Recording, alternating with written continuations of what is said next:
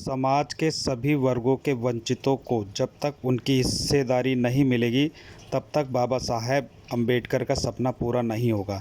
ये कहना है सामाजिक न्याय मोर्चा के संरक्षक वशिष्ठ गोयल का। बुधवार को राजधानी दिल्ली में आयोजित एक संवाददाता सम्मेलन को संबोधित करते हुए वशिष्ठ गोयल ने कहा कि सामाजिक न्याय मोर्चे ने हरियाणा विधानसभा चुनाव में आबादी से सामाजिक न्याय से वंचितों के लिए टिकट की मांग करती है। उन्होंने कहा कि जब तक समाज के वंचितों को, चाहे वो अनुसूचित जाति के हों या ब्राह्मण वर्ग से आते हैं, उन्हें न्याय नहीं मिलेगा, तब तक बाबा साहब का सपना पूरा नहीं होगा। ठाकुर जी के साथ सेवा करने का मौका, वो शख्सियत जो बिहार के समस्तीपुर जिले में जन्मे एक बहुत छोटे परिवार गोकुल ठाकुर नाई समाज में जन्मे, जिन्होंने 2 साल और 7 महीना जेल काटनी पड़ी आजादी के लिए। उन्होंने गांधी मैदान में एक बात कही कि भारतवर्ष के थूक फेंक देने से अंग्रेजी राज रह जाएगा, तो उनको 1 दिन की सजा और 50 रुपये जुर्माना पाता साथियों। वहीं से उनके अंदर एक स्पिरिट पैदा हुई और वो शख्स बिहार में 9 बार एमएलए, 2 बार सीएम, 1 बार डिप्टी सीएम बने। लेकिन पूरा देश जानता है उस व्यक्ति ने जो काम किया बेमिसाल है साथियों। 10 अक्टूबर 1978 में जब वो तीसरी बार बिहार के मुख्यमंत्री थे, उन्होंने मुंगेरी लाल आयोग बनाया था। उसकी रिपोर्ट को जो लागू किया, आप ताजुब रह जाएंगे। आज जो सरकारें ईडब्ल्यूएस की बात करती है, महिला आरक्षण की बात करती है, उस महान शख्सियत ने उस बिल के माध्यम से भारत में पहली बार जो जनरल कैटेगरी में जा करते हैं, सर्व जाति जिन्हें कहते हैं, उनको आरक्षण देने का काम किया, महिलाओं को आरक्षण देने का काम किया और उसके लिए सरकार को न्यौछावर कर दिया साथियों। अगले 11 तारीख को जो समर्थन था जनता पार्टी का, उन्होंने समर्थन वापस ले लिया। और आप जैसे मीडिया साथी उस समय में थे, उन्होंने क्वेश्चन किया कर्पूरी जी से, कर्पूरी जी ये क्या कर रहे हो, आप इस आयोग को, रिपोर्ट को खारिज कर दो। रात को 2 बजे उस समय के प्रधानमंत्री मोरारजी देसाई का फोन आता है कि कर्पूरी जी आयोग की रिपोर्ट खारिज कर दो, आप मुख्यमंत्री बने रहेंगे। लेकिन मैं उस महान आत्मा को धन्यवाद करता हूं, उनके चरणों में नमन करता हूं। उनका क्या जवाब था साथियों कि इस काम के लिए मैं 100 सरकारें छोड़ देता हूं और 10 अक्टूबर 1978 को सरकार को रिजाइन करके अपने घर आ गए। ऐसा पहला मौका है कि बाबा साहब के बाद, आजादी के बाद में किसी व्यक्ति ने जो वंचित समाज को आगे बढ़ाने का काम किया, तो वो नाम है कर्पूरी ठाकुर। साथियों, प्यार से मुझे लोग छोटे कर्पूरी के नाम से जानते हैं। वो जमाना था तो जेपी अंदर का जमाना था, डॉक्टर राममनोहर लोहिया का जमाना था। आपको बता दें कि मैं कर्पूरी जी के मिशन को आगे बढ़ाने का काम कर रहा हूं। और एक हमारे जो वरिष्ठ नेता हैं, भाई हैं मेरे बराबर के, वशिष्ठ गोयल जी, वो डॉक्टर राममनोहर लोहिया जी के रूप में आज संघ समाज के अंदर, संगठन के अंदर शामिल हुए हैं। वो जेपी आंदोलन खड़ा होने वाला है, सभी पार्टियां ध्यान देकर सुन ले। अगर वंचित समाज को आपने बहकाने का काम किया साथियों, छुपाने का काम किया साथियों, तो कोई भी पार्टी बिना वंचित समाज के राज में काबिज नहीं हो सकती। अभी हरियाणा का जो चुनाव आपके सामने है, चुनाव के नतीजे चौंकाने वाले होंगे अगर इनकी बात को नहीं सुना।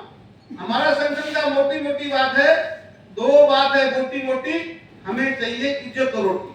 उस अंतिम छोर के व्यक्ति को, उस वंचित समाज के व्यक्ति को हम न्याय दिलाना चाहते हैं और समतामूलक समाज बना के उसको बराबरी में लाना चाहते हैं। ये हमारा सामाजिक न्याय मोर्चा का मुख्य एजेंडा है साथियों। मैं अक्सर एक बात कहता हूं कि मैं हूं रामकिशन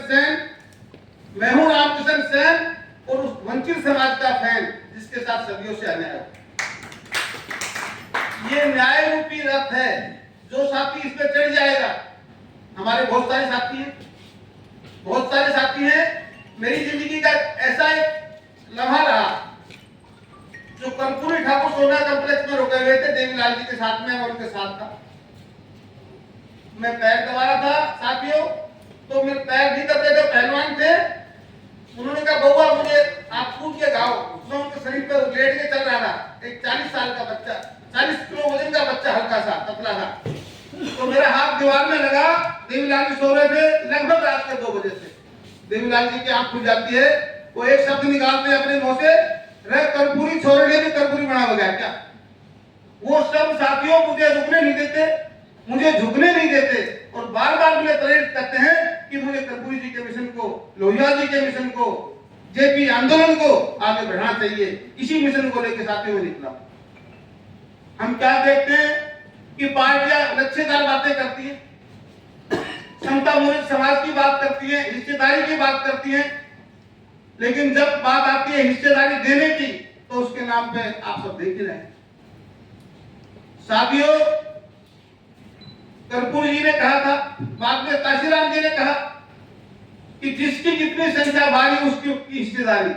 इस बात में सारी पार्टियां बात कर रही है, रूलिंग पार्टी भी, अपोजिशन भी, लेकिन पिछले जो चुनाव हुए इनमें देखने को मिला है मात्र 25% उसका। हमारी मान लो 100 सीटें बनती है तो 25% देने की उनको परहेज नजर आता है। लेकिन अब ये जो दलित समाज है, अति पिछड़े हैं, वो सभी समाजों को वंचित जो जमात है उसने निर्णय ले लिया है, उसने तय कर लिया है कि या तो हमारी हिस्सेदारी दे दो, नहीं तो ऐसा खेल खराब करेगा ये समाज कि आप अंदाजा नहीं लगा सकते।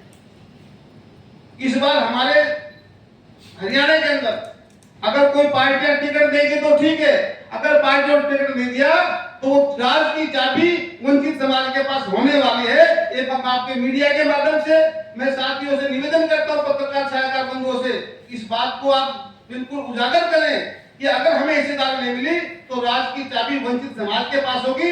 जहां वंचित समाज जाएगा उसी प्रकार जाएगा। हमारे प्रोफेसर संजय जी बहुत बुद्धिजीवी है, प्लानर है हमारे संगठन के, कोशिश गोयल जी है, और सबसे बड़े जो क्रांतिकारी हमारे प्रदेश अध्यक्ष है, इन्होंने, इनकी पत्नी, मेरी छोटी बहन ने एक शब्द कह दिया तो हरियाणा में अक्सर चलता है, मुझे बड़ी खुशी हुई और मैं धन्यवाद करता हूं छोटी बहन का।